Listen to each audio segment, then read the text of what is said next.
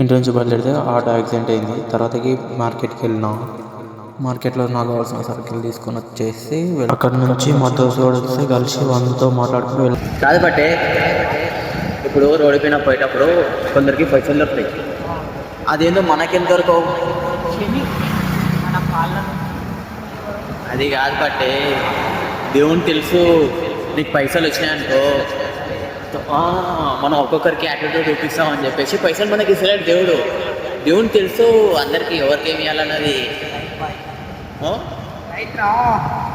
అట్లా అట్లా అట్లా అట్లా పోయేసేసి గ్రౌండ్ మొత్తం తిరిగేసి 4 గంటలతో పానీపూరి తిన్నీకి వచ్చినాం మనతో. నాకు ఇగో ఏ టైంలో ఇలా పానీపూరి దొరుకుతుంది. తిన్నాక పైసలు కట్టంటే వీడు నన్ను కట్టి అంటాడు. ఏ నాతో లేవురా కట్టమచ్చా. మధ్యలో అన్నవాళ్ళు కలిస్తే వాళ్ళతో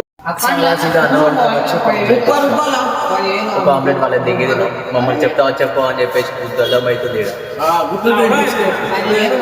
ఇట్లా ఉంటుంది వస్తాయి.